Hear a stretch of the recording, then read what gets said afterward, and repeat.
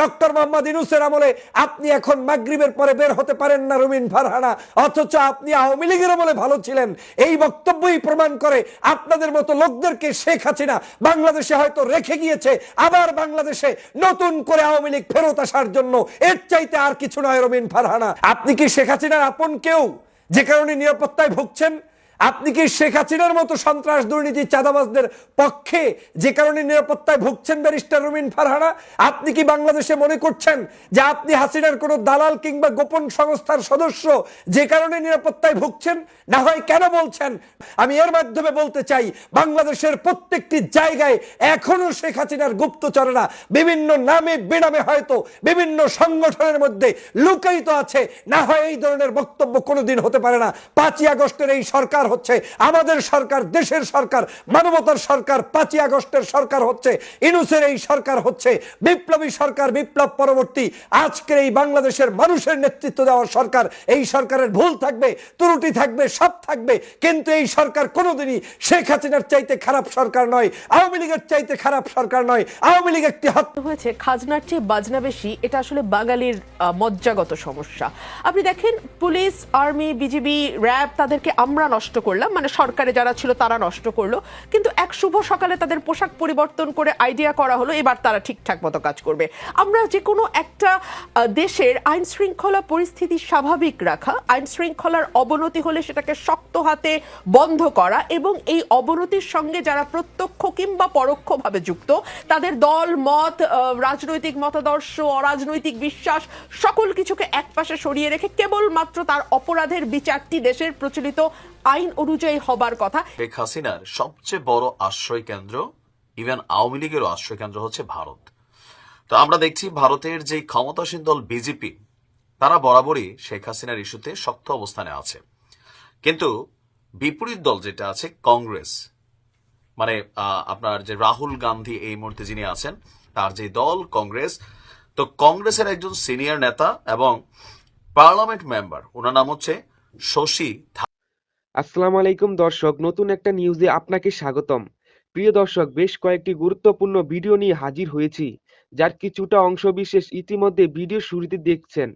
তো দর্শক, ভিডিওর শুরুটা দেখেই কিন্তু বুঝতে পেরেছেন যে আজকের নিউজটা ঠিক কতটা গুরুত্বপূর্ণ এবং কোন বিষয়টাকে ইঙ্গিত করেছে। তাই বলবো, যারা ভিডিওটি অন করেছেন না টেনে সম্পূর্ণ নিউজটি মনোযোগ সহকারে দেখতে থাকুন, তাহলে অবশ্যই মূল বিষয়টা বুঝতে পারবেন।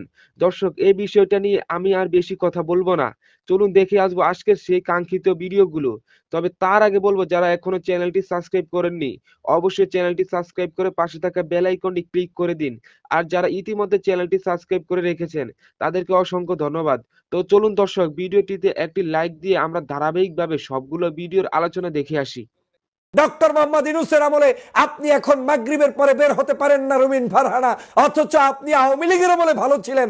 এই বক্তব্যই প্রমাণ করে আপনাদের মতো লোকদেরকে শেখ হাসিনা বাংলাদেশে হয়তো রেখে গিয়েছে, আবার বাংলাদেশে নতুন করে আওয়ামী লীগ ফেরত আসার জন্য।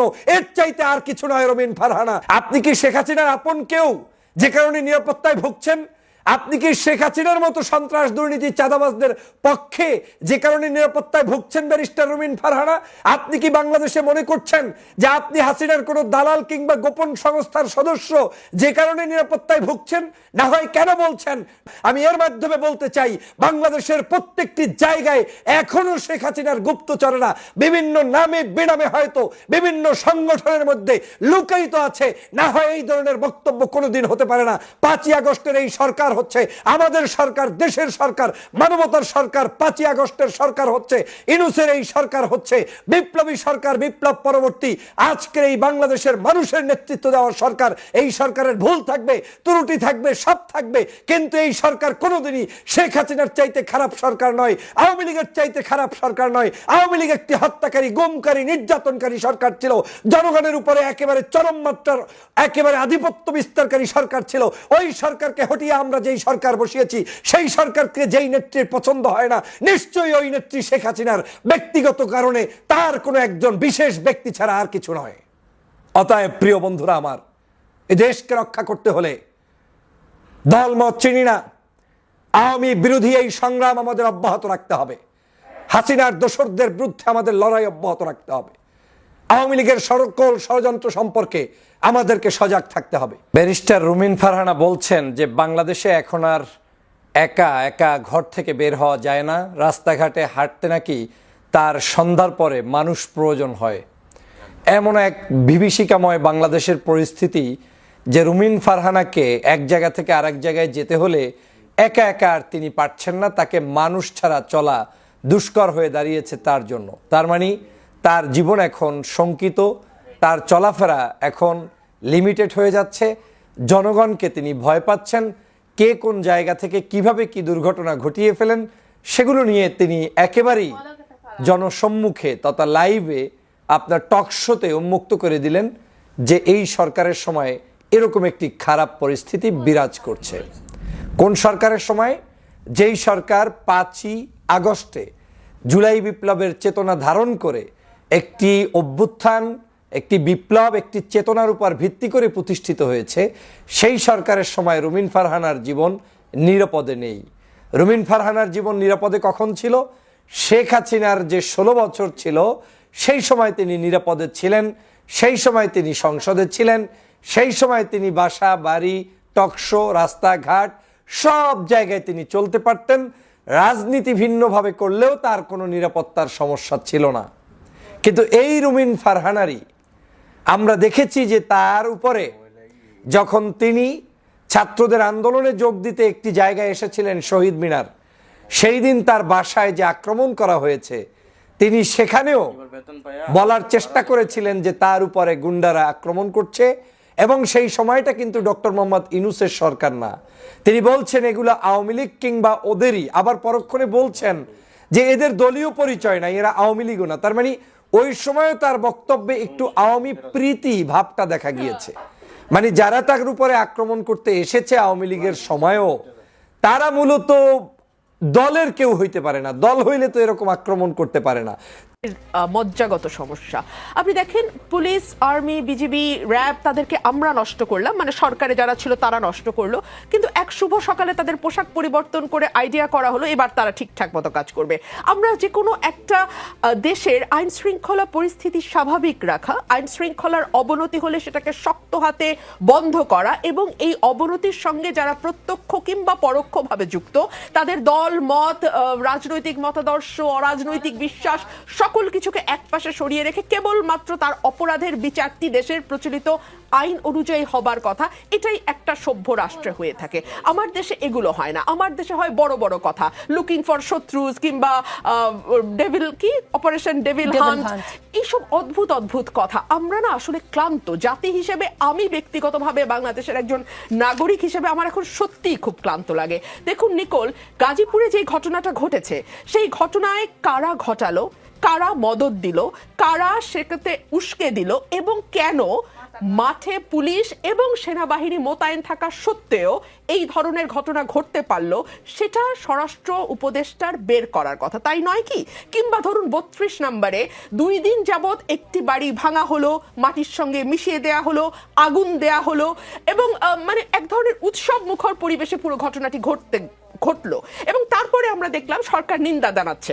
সরকার যদি শক্ত স্ট্যান্ড নিয়ে বলতো আমরা এটা সমর্থন করছি, কারণ জার্মানিতে নাজিদেরকে একেবারে মাটির সঙ্গে মিশিয়ে দেওয়া হয়েছিল, তাদের কোনো অস্তিত্ব রাখা হয়নি, ঠিক একইভাবে আমরা বাংলাদেশেও শেখের কোনো অস্তিত্ব রাখবো না, এটা যদি তারা বোল্ডলি ঘোষণা দিয়ে করতো তাহলে মানুষ আশ্বস্ত হতো এই ভেবে যে ও আচ্ছা, সরকারের অন্তত নিয়ন্ত্রণ আছে, সরকার জানে ঘটনাটি ঘটছে এবং সরকার এটিকে ঘটতে দিচ্ছে বিকজ সরকার এটিকে সমর্থন করে। কিন্তু আমরা দেখলাম সরকার খুব কড়া ভাষায় বিবৃতি দিল তার একদিন পরে। মানে হোয়াট ডাজ ইট মিন? আপনি কি জনগণের সঙ্গে মকারি করেন? আপনি কি রাষ্ট্র পরিচালনাটাকে এক ধরনের ছেলে খেলা মনে করেন? এটা কিন্তু ছেলে খেলা নয় নিকোল, এবং 18 কোটি মানুষ, মতান্তরে 20 কোটি মানুষ কিন্তু হুমকির মুখে পড়তে যাচ্ছে সরকারের এই অযোগ্যতা এবং অপদার্থ লোকজনকে পদে বসানোর কারণে। আমরা অনেকেই অনেক আশা নিয়ে এই সরকার গঠন করা হয়েছিল, এবং সেই সময়ে বড় বড় সকল রাজনৈতিক দল বলেছিল যে এই সরকার আমাদের সরকার, এই সরকারকে কোনোভাবে ব্যর্থ হতে দেওয়া যাবে না। আমরা তো দেখছি সরকার ব্যর্থ হওয়ার জন্য মরিয়া হয়ে গেছে। সরকার যদি জনজীবনের ন্যূনতম স্বস্তিটুকু আনতে পারত, মানে এখন কি হয়েছে বাংলাদেশে, আমরা সন্ধ্যার পরে বহু বহু বহু বছর পর আবারও বেরোতে এখন ভয় পাই। আপনিও ভয় পান, স্বীকার করবেন কি করবেন না জানি না, আমি ভয় পাই ভাই। এবং আমি এটা সকল চ্যানেলে বলি, রাত হলে আমাকে আমার সঙ্গে আরেকটা লোক দিতে হবে গাড়িতে। এটা তো আমি গত 15 বছর বলি নাই। সো পরিস্থিতিটাকে আপনারা সেই জায়গায় নিয়ে গেছেন, এবং আমি যখন সাধারণ মানুষ, সেই মানুষগুলো বিশ্বাস করেন কোনো রং লেবাজের মানুষ না, একেবারে আম জনতা। আপনার প্রোগ্রামের যে হেডলাইন, সেই হেডলাইনের মানুষজনের সঙ্গে আমি যখন কথা বলি, তারা আমাকে গলা নিচু করে একটা কথা বলে, ভাই তাড়াতাড়ি নির্বাচনের ব্যবস্থা করেন, তাড়াতাড়ি একটা নির্বাচনের ব্যবস্থা করেন। কোন দিকে যাচ্ছে বাংলাদেশ, কোন দিকে যাচ্ছে বাংলাদেশ? এইটা কি এই 22 জন উপদেষ্টার জবাব দেওয়ার কথা নয়? ব্যারিস্টার রুমিন ফারহানা, জনগণটা যে কে সেটা নিয়ে আসলে আমরা দর্শক, এই মুহূর্তে বাংলাদেশ আওয়ামী লীগের সভানেত্রী শেখ হাসিনার সবচেয়ে বড় আশ্রয় কেন্দ্র, ইভেন আওয়ামী লীগেরও আশ্রয় কেন্দ্র হচ্ছে ভারত। তো আমরা দেখছি ভারতের যে ক্ষমতাসীন দল বিজেপি, তারা বরাবরই শেখ হাসিনার ইস্যুতে শক্ত অবস্থানে আছে।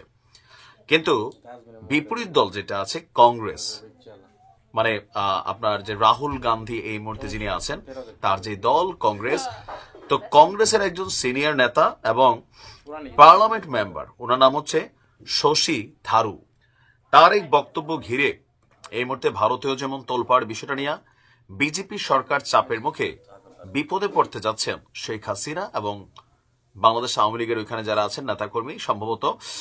কারণ এই প্রথমবারের মতন ভারত বাংলাদেশের একটা ইস্যুতে খুবই শক্তভাবে নিজেদের অবস্থান প্রকাশ করছে। বিশেষ করে আমাদের ইন্টারিম গভর্নমেন্টের একটা প্রশ্ন বা একটা বার্তা ছিল ভারতের কাছে, যেন শেখ হাসিনা তিনি ভারতে অবস্থানকালে তার মুখকে সামলান, অথবা তিনি এমন কোনো বিবৃতি না দেন যেটা যেন বাংলাদেশে কোনো ঘটনা ঘটে, আর যদি এমন ঘটনাগুলো ঘটে তাহলে সেটার দায়ভার ভারতকেই নিতে হবে।